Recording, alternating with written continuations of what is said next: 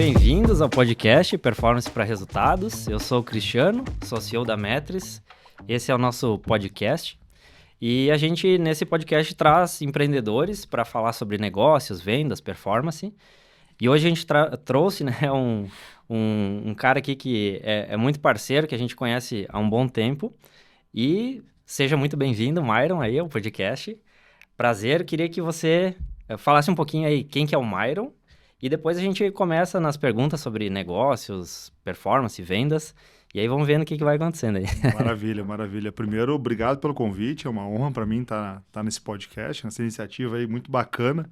Eu vejo que nós, empreendedores, a gente tem muito que contribuir na vida de outros empreendedores e vice-versa, né? É muito bacana quando a gente vê histórias de empreendedores e isso nos motiva a seguir cada vez mais. Então, quem que é o Myron, primeiramente, né? O Myron, ele é o marido da Priscila, pai do Miguel, da Tereza e do Valentino, né? Antes de tudo.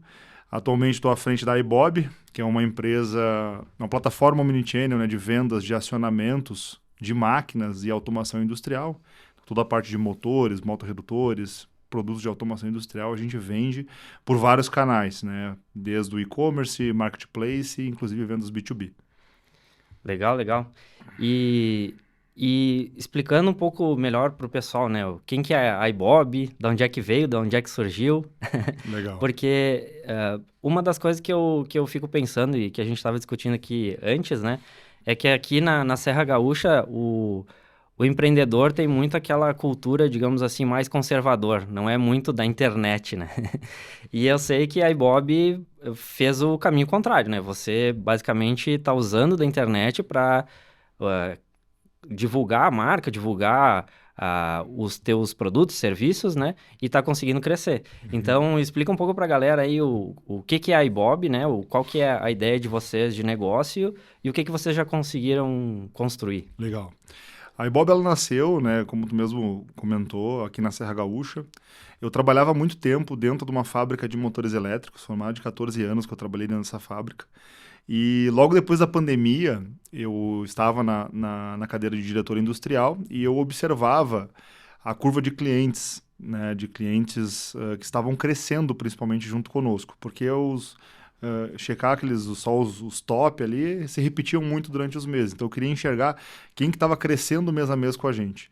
E aí nisso eu encontrei um cliente que me chamou muita atenção, porque ele residia numa cidade do interior do Paraná. E ele tinha comprado um volume bem grande de motores elétricos, sendo que nem a cidade dele, nem o tamanho da empresa dele justificava isso.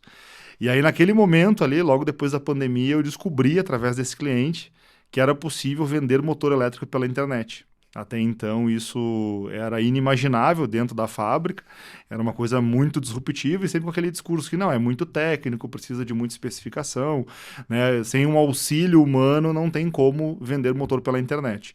Mas aquilo me chamou a atenção, né? Porque se ele estava conseguindo, e no meu ponto de vista, quando eu enxerguei isso, ainda fazendo muito mal feito, eu falei, cara, tem como vender motor elétrico pela internet. E naquela ocasião, eu sugeri para o dono da atual fábrica que a gente fizesse essa iniciativa dentro da fábrica.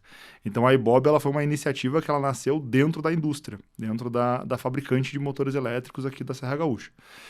Porém, ligando no setor comercial mais tradicional, de representante, pastinha embaixo do braço, tudo mais, ele não acreditou nesse projeto, ele acabou ficando de lado por um tempo, e depois de um tempo, de aproximadamente 10 meses, eu resolvi abrir essa empresa separada, como um cliente dessa fábrica. E aí a gente começou, de fato, né, com o nosso e-commerce, via marketplace, a vender, né, esses motores pela internet. No primeiro exercício, a gente já se consolidou como o cliente número 1 da fábrica. Isso aí mais ou menos em que ano? 2023. 2023, primeiro exercício fechado. A gente começou a empresa em 2022 e em 2023 a gente já se consolidou como o cliente número 1 da fábrica. E aí, a partir dali, a gente só cresceu. Então, hoje a gente, disparado, é o maior canal de vendas dessa fábrica, vendendo os motores elétricos pela internet.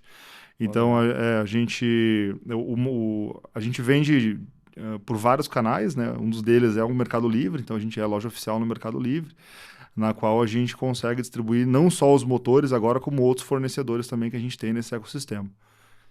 Legal, legal. E assim, óbvio, né? Teve essa história de um cliente que resolveu um problema específico, mas eu trabalho com vendas pela internet há bastante tempo, né? E hoje em dia você consegue comprar tudo na internet e a pandemia fez o negócio expandir ainda Uhum. mais rápido. Mas assim, do teu negócio, né? Se você pudesse dizer o porquê que ele funcionou do jeito que funcionou e tem um monte de gente tentando e ainda não consegue, digamos, as primeiras vendas, né? O que que você acha que é, digamos assim, diferencial da operação da Ibob comparado ao que tinha antes, digamos assim? Primeiro ponto que eu vejo que facilitou muito foi porque como eu tinha esse conhecimento, esse vasto conhecimento do produto, eu conseguia traduzir aquele produto, que era um produto mais técnico, para a necessidade do cliente. Então, né, dando um exemplo, no lugar da gente anunciar um motor elétrico 2CV, 4 polos, trifásico, a gente anunciava motor para betoneira 400 litros. Então, isso, querendo ou não, facilitava a busca daquele nosso cliente, porque foi entendendo quem é que estava comprando pela internet que a gente adequou todos os nossos anúncios pensando na forma que esse cliente estava buscando, para justamente facilitar. Então, o mesmo produto, o mesmo motor elétrico, devido à sua variabilidade de aplicações, a gente desdobrava vários anúncios para vários fins diferentes, para justamente facilitar a busca com o produto. Então, esse foi o grande diferencial, assim, no início, que a gente conseguiu emplacar. Porque daí a gente deu segurança para o cliente, como é um produto mais técnico, a gente precisava dar essa segurança, vencer essa barreira que ele está comprando um produto correto.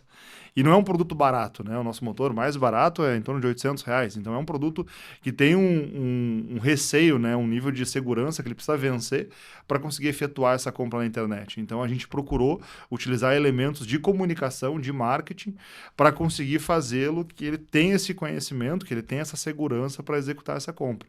Então vejo que isso foi a grande diferencial.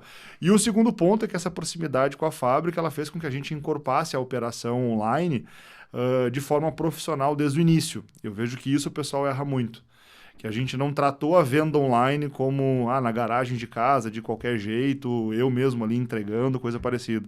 Então eu sempre, desde o início, a gente tratou já com fulfillment terceirizado, então a gente procurou fazer essa estrutura já pensando nessa organização, porque o online ele tem muito mais a ver não só com a oferta, mas como tu entregar no prazo, tu despachar na hora certa, ter essa velocidade, essa profissionalização na logística. Isso eu vejo que também é um grande diferencial nosso. É, como serviço, né, também, porque tem a comodidade de você poder encontrar o produto que você quer, Exato. mas se ele demorar muito tempo para chegar na casa do cliente, às vezes não compensa o diferencial, ou enfim, por que comprar pela internet, né? Exatamente. Não, e principalmente quando vai para o jogo do marketplace, né? Porque o marketplace ele aparenta que quem vende é a plataforma. Só que existe toda uma robustez, principalmente de logística, que tu precisa tá bem resguardado para conseguir ter as medalhas, ter as pontuações. E isso foi uma Sim. coisa que a gente sempre levou muito sério. Então, sempre com muito procedimento, muito passo a passo, muito treinamento, para que a equipe estivesse preparada para essa escala, né, de venda e que a gente conseguisse ter essa escala de forma consistente, né? Não fosse um voo de galinha, um mês vende bem, Sim. no outro mês falta estoque, confusão. É, a venda online no Brasil já está muito profissional, né? O Uhum. Mercado Livre disparou e, cara, é uma das maiores companhias aí da América Latina, enfim, né? E quando eu comecei a vender online, ainda era muito o cliente final vendendo para um outro cliente final. Uhum. E aí não tinha esse profissionalismo, né? Mas quando você entrou aí, já entrou pensando de forma profissional, que é o jogo hoje, né? Não tem mais como ficar brincando na internet, né? Eu quando entendi que o e-commerce, porque o e-commerce ele tem uma característica, ele é muito competitivo. Então ele tem uma baixa barreira de entrada. Então qualquer pessoa consegue pegar o mesmo produto e anunciar de forma muito parecida. Então quando eu entendi isso, eu pensei, não, então peraí um pouquinho, é um jogo de margens baixas. Sendo margens baixas, a gente precisa de volume. Eu falei, cara, nós não teremos volume se não tiver uma organização e uma profissionalização da nossa operação. Então foi esse o meu raciocínio. Eu sempre pensei em ter bastante volume na parte do e-commerce. Aí, claro, depois a gente acabou criando, até avançando um pouquinho na pergunta, né? A gente acabou criando porque através do nosso site a gente percebeu uma deficiência do mercado, uma oportunidade, né? Que eles vinham pedindo, tá, mas tu vende esse motor aqui, né? Tu não tem o redutor para acoplar nesse motor, tu não tem o painel de acionamento para acoplar nesse motor, então pedindo uma solução mais pronta. Sim. Então, nesse contexto, eu desenvolvi, né, a gente desenvolveu uma unidade de soluções industriais que a gente fornece não somente o motor. A gente capta o cliente pela internet, a gente relaciona com ele e a gente consegue entender de maneira personalizada o que ele precisa. E aí entregando a solução completa, não só de acionamento, como de automação industrial também. Perfeito. A internet, na verdade, ela é um meio, né? Ela é um meio. É onde que faz a galera se conectar. Exatamente isso. Mas não necessariamente o teu modelo de negócio vai ser só digital, né? Tipo, Não, o digital é só o meio. Eu achei... tu tá desde o início, né, com a gente, tu percebeu o movimento e é exatamente isso, né? A gente cresceu no digital e agora a gente está criando canais de vendas offline. Né? Então é justamente o contrário que a maioria das empresas. Não, tá certo. Por quê? Porque o offline também é importante, né? A prospecção também é importante. Porque hoje, como o nosso produto ele é um produto de necessidade, né? Não é um produto de desejo, eu dependo que a pessoa esteja procurando aquele produto para a gente conseguir vender. Eu não consigo criar a necessidade, né, criar o desejo nele de comprar um motor elétrico. Ninguém acorda querendo comprar um motor. Eu estou esperando ter o marketing fazer uma coisa parecida com isso, mas até agora a gente não conseguiu. Então, a gente depende disso. Então, como que eu faço para oferecer, para criar aquela demanda? Eu vejo que o offline ele funciona muito nisso. Quando a gente trabalha com prospecção, trabalha com visita, né, que é o que a gente está começando agora. Relacionamento, né? Relacionamento, exatamente. Legal, legal. E passando essa primeira fase, assim, de montar o negócio, né? Geralmente, assim, a minha ideia é entender a cabeça do empresário, porque, assim, uma coisa é do 0 para 1, né? Que é o cara, tem uma ideia e consegue tirar a ideia e botar no ar, digamos assim. É o 0 para 1. Beleza, mas em que momento que você percebeu que dava para crescer do jeito que é hoje, digamos assim? Porque... eu percebo assim, pelo menos no meu negócio, né? Tem na minha mentalidade, digamos assim, foi quando eu comecei a contratar pessoas. Porque uma empresa de serviço nada mais é do que pessoas trabalhando e usando da sua hora, da sua capacidade ali para gerar resultado, beleza? Teve um momento que eu cheguei ali e disse, eu tô trabalhando aqui 10 horas por dia, 12 horas por dia, cara, agora eu preciso contratar gente, porque mais que 12 horas por dia eu não consigo, né? Vou enlouquecer. E aí foi ali que eu virei, assim, não, eu preciso sair do modelo, assim, negócio de uma pessoa só, né? Pra me tornar, de fato, um empresário, né? Uma coisa é ser empreendedor e ter, digamos assim, o teu ganha-pão como prestando serviço, por exemplo. Mas outra coisa é você... Não, agora eu quero profissionalizar o negócio e crescer. E aí tem que ter na minha cabeça, né? Tem que ter várias coisas que se unem para isso acontecer. Primeiro tem que ter ambição e querer fazer o negócio acontecer, mas também, no meu jeito de pensar, é assim, você conseguiu validar uma hipótese, começou a fazer os primeiros pedidos ali, validei uma hipótese, agora eu quero crescer. Para mim foi isso, foi quando eu contratei a primeira pessoa e disse assim, não... ou eu fico trabalhando só, digamos, somente eu, e eu ganho o máximo possível dentro das horas que eu vou trabalhar, ou então eu quero crescer, mas não para ter 2, 3 pessoas, eu quero ter 20, 30, 50 pessoas, porque senão não vale a pena, né? No meu caso, porque você tem que criar processos, treinar pessoas, você precisa ter mais custo fixo, mais custo variável, enfim, né? Para no final do mês sobrar um percentual daquilo da empresa inteira. Então muda, uma coisa é você fazer algo e botar o dinheiro direto no bolso, e outra coisa é você fazer a gestão da empresa. E aí eu sempre faço essa pergunta, né? Quando que você percebeu que de fato dava para... Não, agora eu vou... encontrei um caminho aqui, agora eu vou conseguir escalar, né? Porque esse é digamos, na minha visão, né? É o benefício de trabalhar com a internet... é conseguir escala, porque senão não vale a pena, digamos assim. Então, em que momento que você viu que tinha escala, que dava para investir mais no sentido de contratar gente, criar processo e tudo mais? Bom, vamos lá. Primeiro que eu não considero que eu encontrei o caminho. Eu considero, né, a cada mês que passa que eu estou encontrando esse caminho, Sim, né? E eu vejo que isso talvez vai perdurar aí por uns 10, 20 anos, né? Porque eu acho que quando a gente acha que encontrou o caminho, que aqui, eu acho que a gente começa a meio que dar umas patinadas. Então, sim, eu sempre estou muito atento, né, a esses caminhos e atento principalmente ao mercado. Então, quando a gente começou, a primeira virada de chave foi aquilo que eu comentei antes. Quando a gente viu aquela lojinha lá do interior do Paraná que estava conseguindo vender uma quantidade significativa de motores. Ali eu já entendi, opa, tem mercado. Quando a gente começou com a nossa operação online fora da fábrica, que no terceiro mês a gente já ultrapassou ali, se não me engano, foi a faixa de 200 mil em vendas. No terceiro mês de operação, eu falei, opa, peraí um pouquinho, tem escala para isso sim. daí, né? Tem mercado para isso.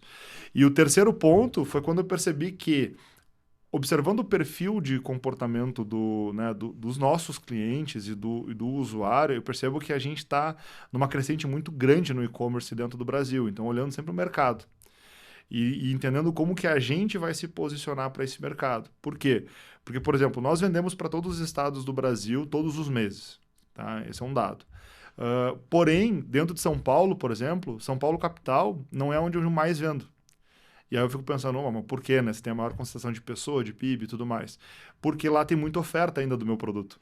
Sim, Então, dentro do meu produto, que é um produto mais técnico, eu percebo que a gente ainda está numa fase anterior para vários outros nichos de produtos, que é a pessoa está indo para a internet porque não encontrou fisicamente. sim. Agora, por exemplo, quando tu fala de tênis ou de roupa, eu não me lembro o último tênis que eu comprei em loja física. É, E não é por falta de loja de tênis aqui na minha região. É porque, de sim. fato, eu percebi que é muito mais fácil eu comprar na minha casa com pé para cima às 9 da noite e receber É. no outro dia, do que, de fato, eu ter que sair, pagar estacionamento, caminhar até uma loja, E às levar a vezes não encontrar. esposa, correr o risco de gastar o dobro do tênis no caminho até a loja do tênis, É, né? E correr o risco de não encontrar ainda é. aquela opção.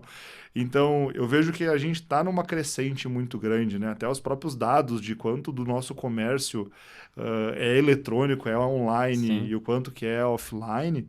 Até foi um dado que, se não me engano, tu me trouxe, né? Que, se não me engano, está em É, 15%, né? no Brasil é algo em torno de 10% do varejo é digital, mas na China chega a quase 50%. Então, É, vamos lá, de forma bem besta, a gente pode multiplicar por 5 o número de é. comércio online. É, os países asiáticos, por ter mais tecnologia e tudo mais, eles têm mais o lance da compra online. Eu não sei se o Brasil vai adotar tanto essa questão digital, mas com certeza tem. Cara, se pensar assim nos Estados Unidos é mais de 20%, e no Brasil é 10% e na China é 50%. Cara, se dobrar, já. Já é muito Cara, é mercado, muita já coisa. é muita coisa, já não tem estrutura É, para isso. É. E um ponto também que eu sempre fico atento é o perfil, porque eu vendo muito para a indústria também, né? Mas o perfil do comprador está mudando também. sim, Então, essa nova geração que está vindo para as indústrias, que está assumindo a cadeira dos compradores, não é mais aquele perfil que quer o relacionamento com o representante, que se ganhar uma caixa de bombom por mês, vai é, priorizar o pedido de compra do fulano representante. é, Ele é o cara que, quando recebe uma demanda, a primeira coisa que ele faz, ou ele bota no Google ou ele vai no ChatGPT agora. é, exato. Entendeu? Sim, Então, se eu não tiver presente nessas opções, daqui a um tempo, o mercado, os compradores antigos não vão existir mais. exato. Então, a empresa que não acordar para isso, eu percebo que ela vai estar completamente obsoleta. Ela vai sumir no mercado. É, Então, enxergando esse mercado, tentando responder a tua pergunta, Cris, porque eu não vejo assim que tem um momento só, sim, mas enxergando todos esses fatores que eu citei, eu percebo que existe uma oportunidade muito grande. E quando vai para o meu segmento, que é a parte de acionamentos, né, e a parte de motores elétricos, que é uma coisa mais robusta, mais tradicional, eu não tenho muitas concorrências no digital. sim. Então eu vejo pouca empresa de fato preparada para o digital oferecendo os produtos e ao mesmo tempo uma busca que só tende a crescer.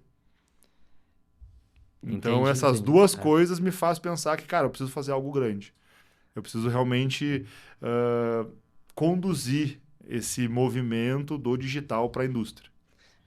Na minha cabeça, assim, como a gente acabou de comentar, o digital é o meio, né? Só que vender produto na internet já é, digamos assim, commodity, é fácil. Uhum. Só que no teu segmento é produto mais serviço, Isso aí. porque muitas vezes a pessoa não consegue instalar o próprio motor, o moto redutor. Cara, é um produto Perfeito. técnico. Eu não sei instalar, muitas vezes o cara tá, sei lá, é um fabricante de máquinas, tem o comprador, tem o dono da empresa e como é que vai fazer a máquina, passa pela equipe de projeto. Então, assim, a compra a solução começa digital porque você tem mais opções, mas ela acaba na negociação como qualquer outra, né? Uhum, exatamente isso. Só Isso que é a que distância, né? é, Que é o que facilita um pouco. exato. É exatamente isso. E dessa, digamos assim, dessa fase, né, que você conseguiu entender que o negócio vai se tornar mais sólido e tudo mais. Tem alguma métrica ou algum norteador assim que você diz, pô, deixa eu acompanhar isso aqui porque isso aqui é importante, né? Claro, tem várias metodologias de gestão, de KPI, Uhum. OKRs e tudo mais, mas o que eu queria entender e que eu gosto de pensar e planejar para mim é assim, pô, que indicador me faz entender que eu tô no caminho correto, né? Uhum. Aí, e nessa fase é importante você ter um norteador, assim. E você Sim. tem alguma questão, assim, de, pô, do planejamento estratégico, assim, algum indicador que te balize para dizer assim, pô, tô tomando as decisões certas, porque é difícil nesse momento aí, né? Cara, pra mim é bem simples, tá? É bem simples mesmo. ROI e NPS. ROI do Ro- retorno da mídia, digamos assim, Exatamente. O retorno da mídia, mas em margem, não em faturamento, tá? O retorno da tá? mídia em margem e NPS.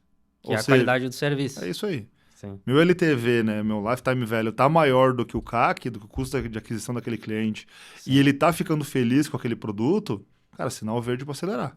Show.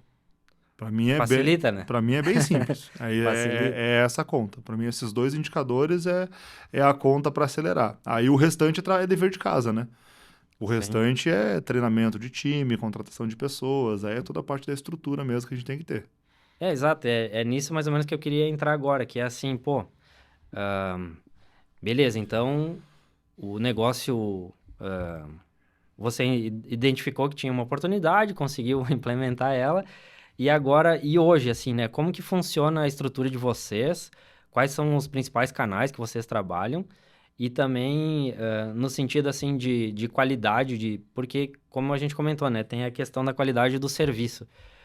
Como que vocês fazem para fazer essa gestão e acompanhamento, treinamento de pessoas? Como é que é o dia a dia lá da Ibob? Porque, na verdade, é uma equipe de vendas que treinada para um processo que é complexo, né? E como é que vocês fazem isso no dia a dia?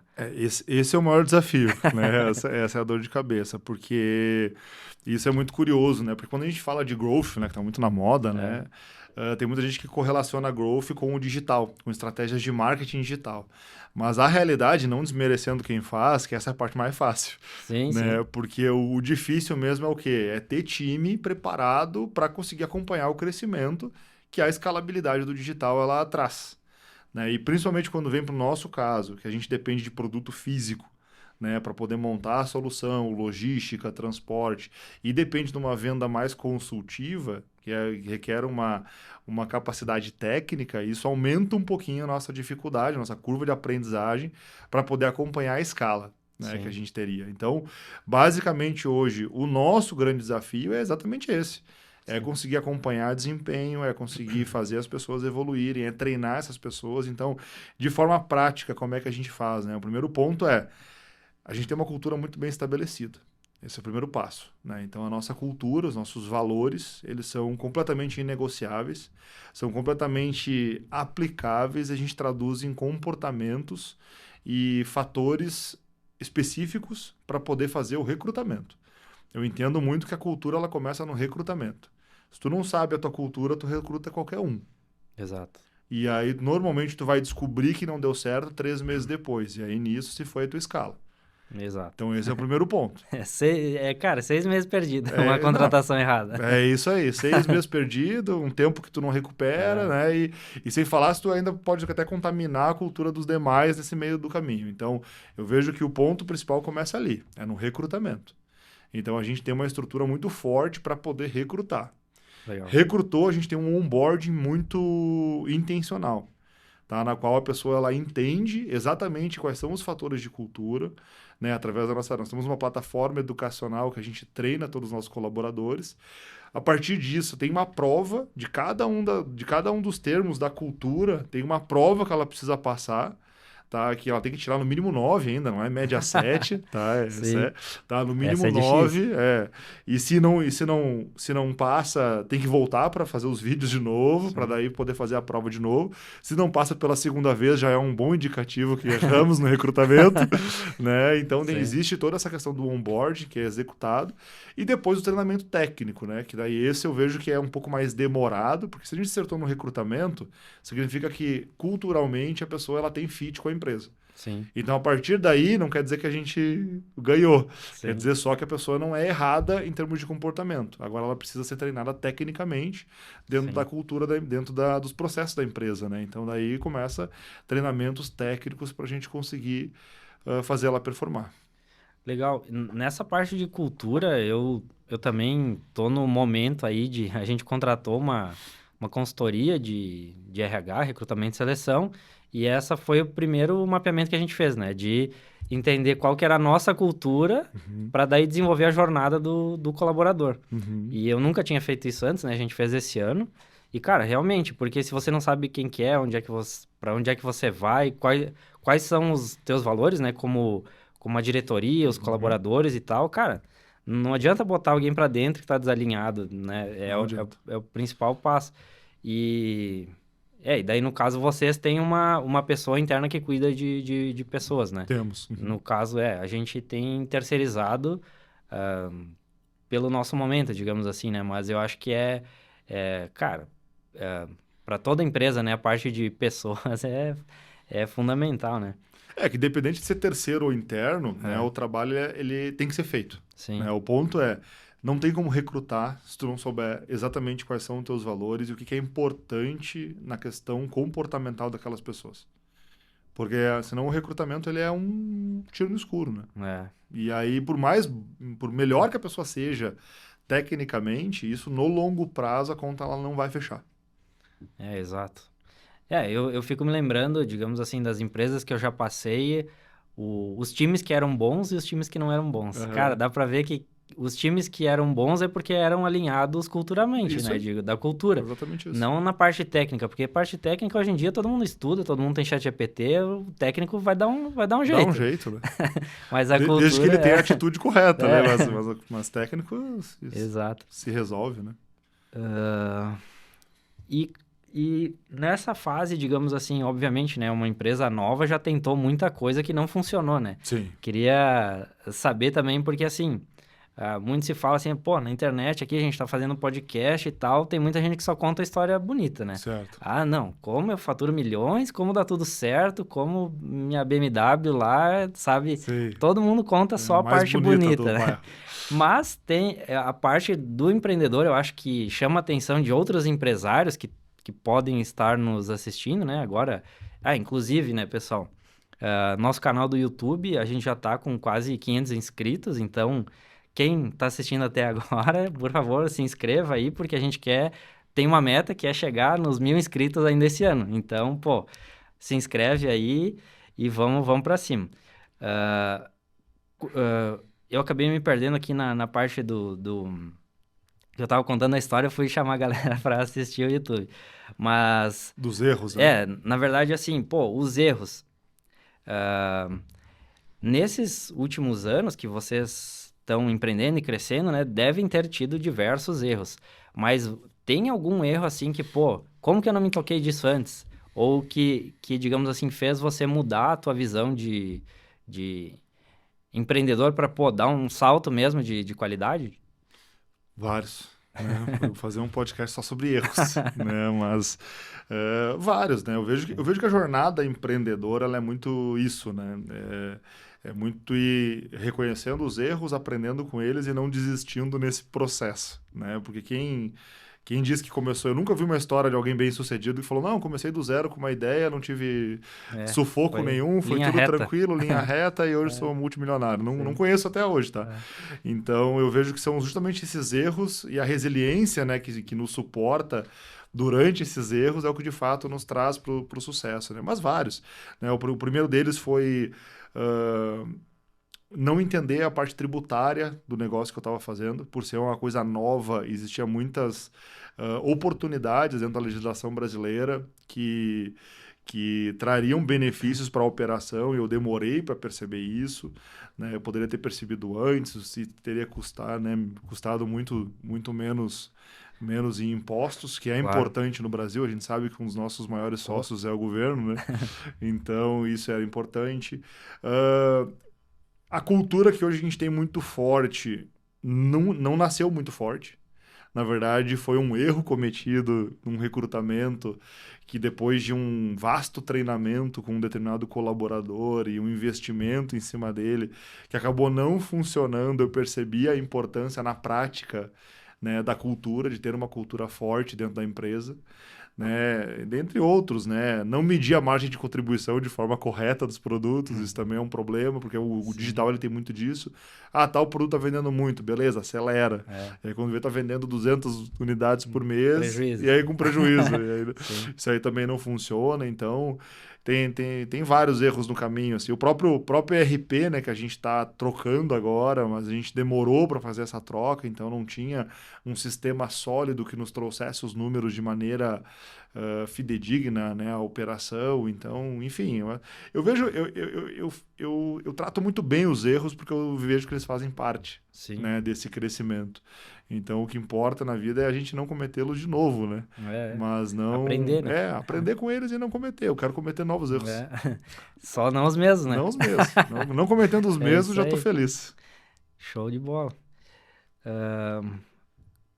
Deixa eu falar aqui, da cultura a gente já falou um pouco, né? Mas conta um pouco mais como é que é, digamos assim, a estrutura de pessoas hoje, digamos, por setores, como é que vocês fazem para cuidar dos canais de vendas, como é que é a estrutura a estrutura da Ibob em pessoas e verticais de negócio, digamos assim. Beleza, então. A gente tem, basicamente, dividido em duas unidades de negócio, tá? Que são as vendas B2B, que a gente chama de soluções, e a venda digital, que daí entra a parte de marketplace e e-commerce. Tá? Então, são as duas unidades de negócio. Então, uma tem que falar com a pessoa para comprar e a outra não. Né? Entendi. Então, são as duas unidades que são distintas. Então, falando de vendas. Né? E depois, abaixo disso, a gente tem uma unidade de automação, que ela é responsável por criar produto e por garantir tecnicamente toda aquela solução que a gente vai entregar na parte de painel de comando, automação, ela seja assertiva, né? Seja dentro do que o cliente espera.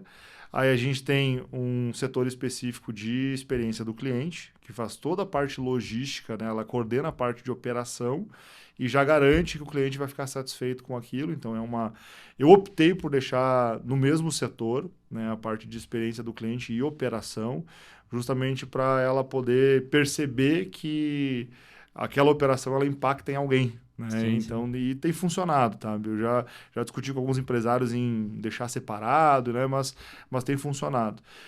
Gestão de estoque, eu tenho uma pessoa específica para isso. Eu vejo que quem trabalha com e-commerce precisa gerenciar estoque. Tá? Na verdade, qualquer distribuição de produto em si, né? Mas principalmente o e-commerce pela velocidade que as vendas disparam e acabam, né? Do dia para a noite. Né? Se não tiver uma gestão de estoque afinada, com um BI, com uma informação ágil, eu percebo também que não dá muito certo.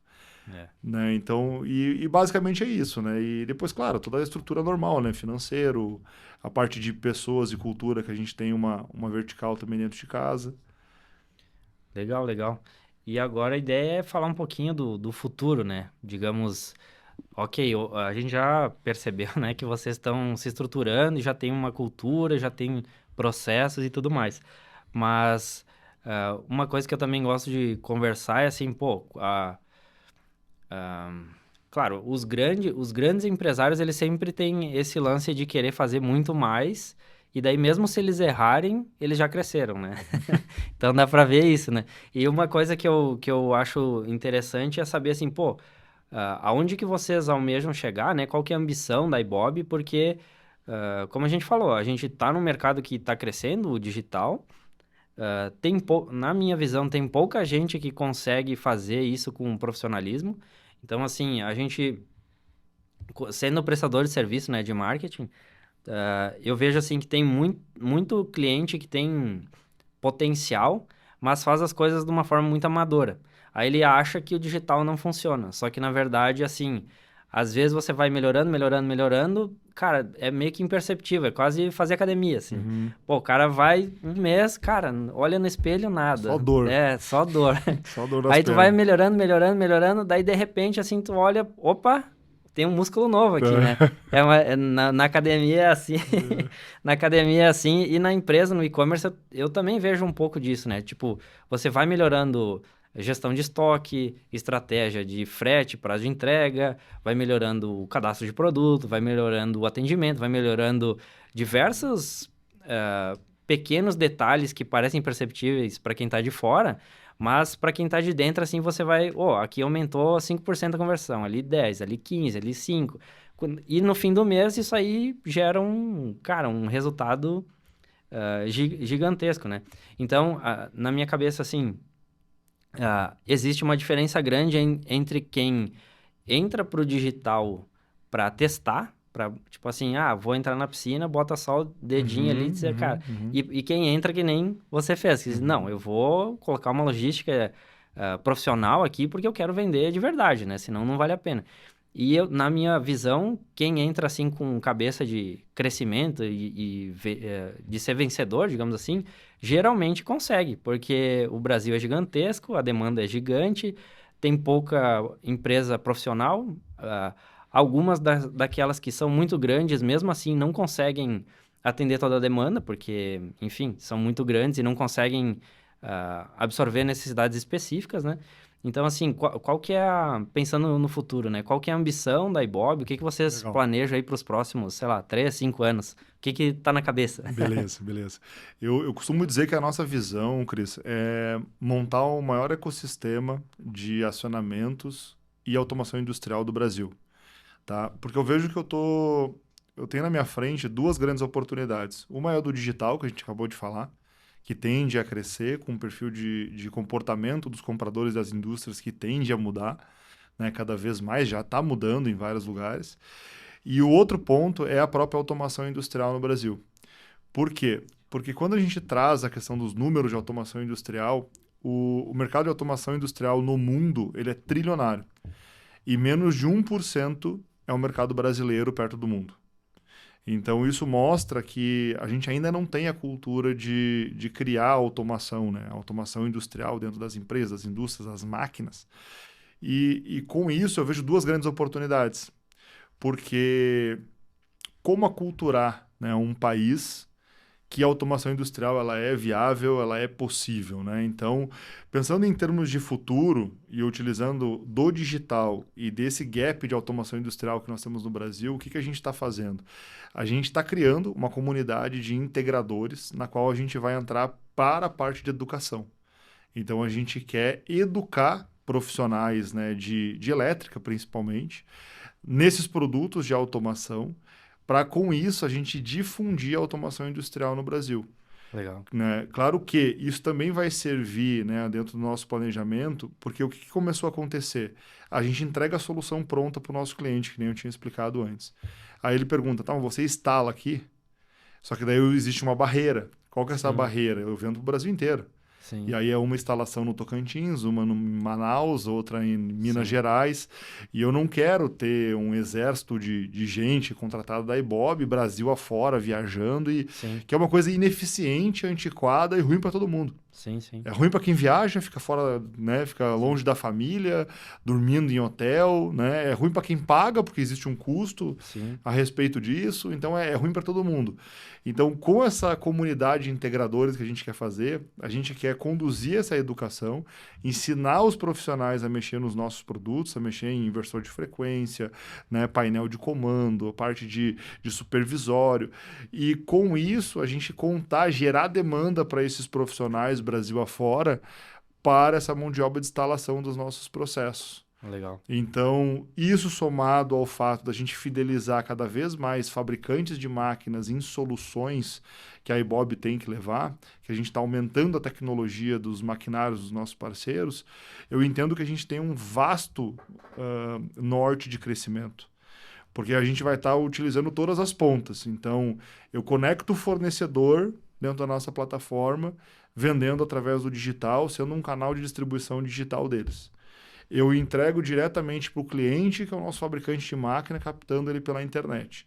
E eu educo uma comunidade de integradores no Brasil afora para ser o nosso braço de suporte na parte da instalação. Então, Legal. eu tenho praticamente as 3 pontas, né? Por isso que eu chamo de ecossistema, que é o fornecedor, o cliente e quem vai, de fato, comissionar o projeto na ponta. Legal, legal. E uma coisa que eu fiquei pensando, né? Talvez a maioria das pessoas não saibam o que que é automação industrial, né? Certo. A gente já conversou bastante sobre isso, eu sei um pouco, né? E, inclusive, meu pai era engenheiro, enfim, trabalhava com motor Legal. essa área, então Contratar teu alguma pai. coisinha eu conheço. Mas explica um pouco melhor para a galera o que que é automação industrial, para que ela serve e também pensando, né? A gente vê aquelas fábricas não, o estoque da Amazon, o estoque sei lá, do Mercado Livre, que é robô por tudo, né? Isso é automação industrial, né? Sim. Mas tem vários níveis de automação industrial. Tem para indústria, tem para logística, tem para vários segmentos. Primeiro, o conceito, né? Então, a automação industrial é todo e qualquer equipamento eletromecânico, não só elétrico, né? Eletromecânico, que diminua a intervenção humana, que diminua o tempo de trabalho ou o esforço humano e aumente a produtividade. Então, se fez isso, independente do nível, já é considerado automação industrial. Legal. Certo? Então, a automação industrial ela foi um passo depois, né, da revolução das máquinas que houve, né, máquinas a vapor, que foi o primeiro grande passo na revolução industrial. E depois a gente começou a falar de automação. Foi quando a gente começou a entender, né, tá legal, a máquina ela tá ali operando, mas precisa de um operador ali, muitas vezes com uma intervenção manual, algum trabalho braçal. A automação ela vem para tentar tirar aquela pessoa do chão de fábrica, né, e deixar com que o maquinário consiga fazer de forma mais rápida, mais precisa, mais segura e mais padronizada, né? Então, isso é automação industrial. Falando um pouco de segmento, é difícil falar. Por quê? Porque o nosso trabalho, a nossa engenharia, ela trabalha justamente entendendo a necessidade do cliente, principalmente do fabricante de máquina, entendendo a usabilidade daquele produto e criando projetos customizados de automação para aquela máquina. Então, a gente atende desde extrusora de soja, mineradoras, esteiras, exaustão, e aí vai por mais diversos segmentos aí de maquinários. Então, não tem obrigatoriamente um segmento ou outro. Mas fabricante de máquina digamos assim, seria um segmento que faz sentido para você, né? O fabricante de máquina é o principal cliente, digamos assim. É o principal cliente por quê? Porque o que eu entendo? Se eu fidelizo um fabricante de máquina e a gente consegue contribuir na máquina daquele fabricante, então a gente pega um fabricante que produz uma máquina convencional, certo? E com a nossa tecnologia, a gente engloba um acionamento automático, a gente conecta aquela máquina na internet e aí tu consegue ter acesso a dashboards com inteligência artificial que vai te falar como é que está o desempenho daquela máquina. Sim. Eu criei um novo produto para aquele meu cliente. Sim. E aí, com isso, ele aumenta o ticket médio dele, ele consegue expor em feiras, ele cria uma nova marca, ele consegue avançar. E esse avanço, ele possibilita o nosso crescimento também, na carona. Sim. O cliente, digamos que começa a sair do modelo antigo para automação, consegue ter indicador também do que ele está melhorando e Exatamente. melhora todo o ecossistema, digamos assim. Isso aí. Que é um passo, digamos assim, é um passo a mais, né? Quando a gente fala de automação, que é o IoT, que é justamente a gente colocar, que é a internet das coisas, né? Então, colocar a internet nos equipamentos para fazer a medição. Então, para conseguir coletar dados daquela operação. Porque uma coisa muitos fabricantes de máquina, clientes nossos, eles vendem uma máquina que teoricamente melhora o processo, né? E aí ele vai lá e promete, não, essa máquina ela vai produzir X toneladas por hora. Mas como que ele comprova isso depois? Sim. Como que de fato ele sabe que ele foi lá e implantou e depois ele vai entregar aquele retorno de investimento que o dono da empresa fez? E a performance. Exatamente. O 90% das máquinas do Brasil não existe isso. Sim. É simplesmente um achômetro. Ele coloca lá, tá saindo aqui, eu medi aqui, fiz uma amostragem, mas ele Sim. não tem o dado em tempo real. Então é isso que a gente ajuda esse fabricante a fazer, é agregar essa tecnologia para que ele possa avançar. Sim, inclusive, na minha cabeça, esse é um dos grandes problemas do Brasil, né? Com certeza. Que é, digamos assim, a ineficiência de toda a operação do Brasil inteiro, O né? índice de produtividade do Brasil ele está diretamente ligado ao nível de automação que nós temos. Exato. Diretamente ligado. Ó, legal. E isso resolve um outro problema, né? Que é um problema geracional que a gente está vivendo, né? Onde está vindo uma mão de obra para o mercado de trabalho, que é essa nova geração, que ela tem muito mais possibilidades de trabalho do que se tinha há 30, 40 anos atrás. Sim, Então ela pega um telefone, ela vai lá e posta um produto, sei lá, no TikTok, ela faz um aplicativo de Uber, ela tem muito mais opção de conseguir um trabalho inicial. sim. Então, por que ela vai para um chão de fábrica fazer força? É, Então, não é novidade que nós temos hoje uma dificuldade nas indústrias de conseguir a contratação dessas mãos de obras. sim. Então, quando a gente fala que a automação industrial, que eu adoro quando a pessoa fala assim, né? A automação industrial vai tirar o trabalho de alguém. Na verdade, não vai tirar, ele vai aumentar a produtividade daquela empresa sem a necessidade daquela mão de obra, Isso. que hoje já está com dificuldade de É, preencher. A realidade é que ninguém quer estar dentro de é, uma fábrica apertando o parafuso, que nem o Charlie é. Chaplin, por 40 horas por Sim. semana. E a gente não compete só no mercado interno, né? Não, Tipo, isso é uma das coisas que eu vejo, assim, falando em notícias e tal, que a galera fica discutindo aquelas coisas na internet, direita, esquerda, produtividade, isso, aquilo, aquele outro. Cara, a gente não compete só no Brasil, a gente tá competindo com o mundo inteiro. Por que que tem países que nem a Coreia do Sul, que tem muitas empresas aí, sei lá, Samsung, grandes marcas, Hyundai, marcas que a gente tem aqui e o Brasil não tem tecnologia? exato. Tipo, pô, a gente não tá competindo com o Brasil, a gente tá competindo com o mundo inteiro. Então, a automação industrial, provavelmente ela ajuda nisso também, né? Com certeza, com certeza. Ela aumenta a eficiência, ela aumenta a eficiência dos processos, ela aumenta o nível de processamento. Quer ver uma coisa que eu acho, que eu fico indignado, por exemplo, a gente fornece para um cliente nosso, um dos maiores parceiros nossos, ele fornece extrusora de soja. A extrusora de soja ela é bem simples, ela processa o grão da soja e separa em farelo de soja e óleo de soja. Porém, isso não é uma prática no Brasil. O Brasil ele é o maior exportador de soja do mundo. Por que a gente não processa essa soja em casa? Né? Por que a gente não tem grandes empresas, refinaria de biodiesel, óleo de soja? Né? Por que a gente exporta tudo para depois comprar o produto pronto? É, Então tecnologia, né? Isso aí, cara, fica muito na minha cabeça também, porque há uns anos atrás fiz um MBA, né? E o professor lá falava assim, pô, a gente produz muito, mas se você não tem a tecnologia, você não tem força no mercado. não tem. Porque você vai negociar com quem, né? E vira commodity, né? Você vai negociar que nem você falou, né? Produzir soja é uma coisa, mas lá no fim do processo, né? Não, é bem interessante isso. Não, com certeza, a automação industrial, cara, só tende a crescer, né? Não é só na indústria que estão com dificuldade de contratar gente nova, né? Tá na internet, essa última semana Para aí, marketing também, não é possível, pra cara. tudo, cara. Tá uma briga gigantesca aí na internet sobre essa questão de contratação de pessoas e tudo mais, né? Então, a automação industrial eu vejo também como ah, a produtividade vai aumentar, óbvio, mas também a galera mais jovem consegue se colocar no mercado de trabalho trabalhando com tecnologia e não Exato. carregando caixa, né? Perfeito, Tipo, é isso aí. é- Tem muita gente que esquece que a automação industrial ela reduziu muitos acidentes em fábrica, né? sim, Então, quando a gente fala, inclusive, da parte de segurança operacional, ter mais máquinas nas indústrias com procedimentos, com acionamentos automáticos, ela reduziu e muito o nível de acidente, de até mesmo de morte, né, que a gente tinha nas indústrias. Então, existe muitas vantagens de tu ter a máquina trabalhando para ti, não tu ali sim. colocando a mão, né?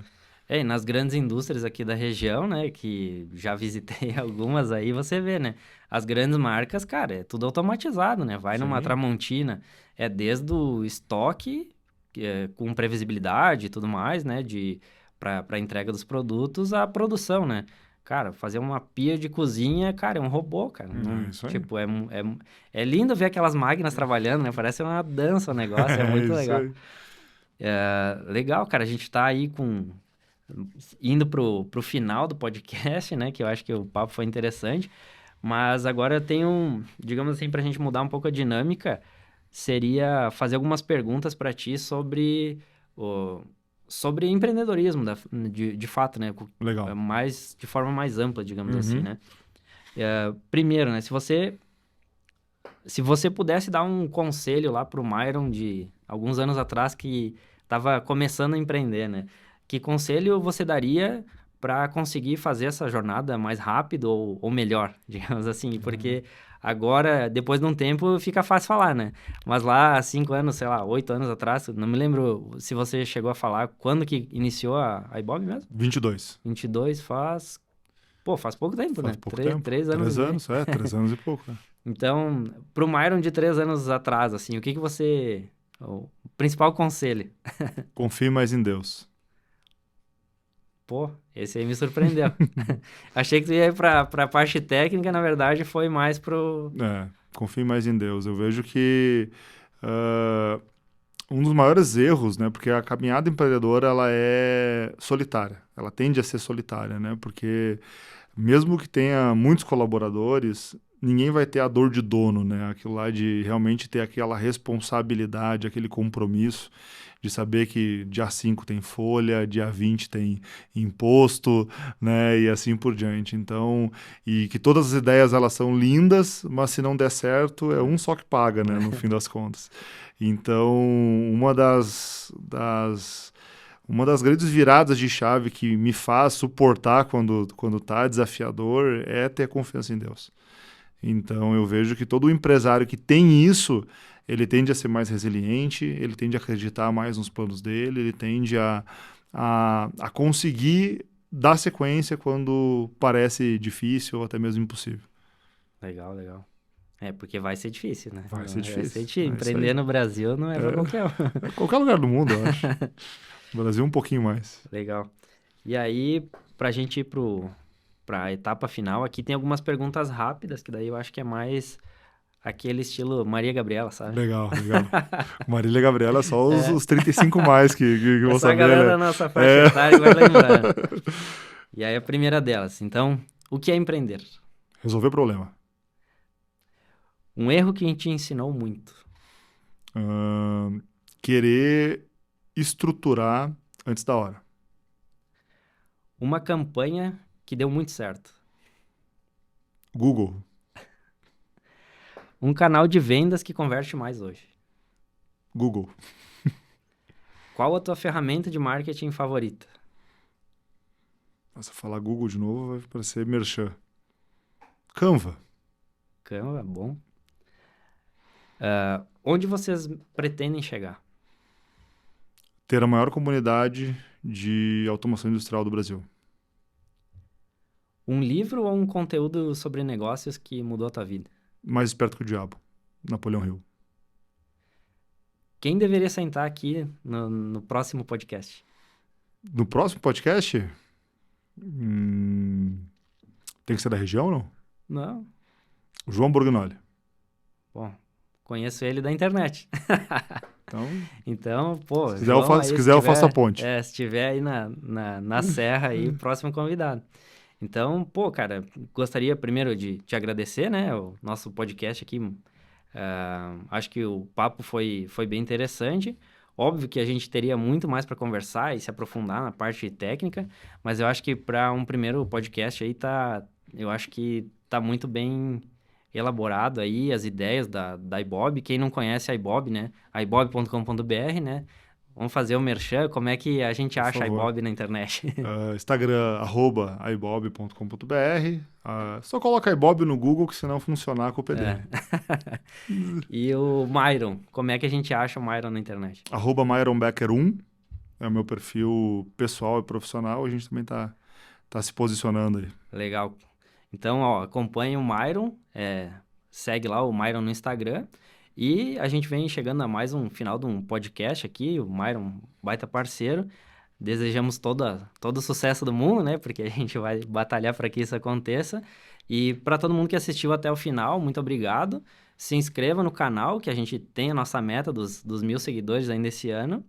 E, pô, é isso aí, galera. Muito obrigado aí da presença de todo mundo. Obrigado por assistir até aqui.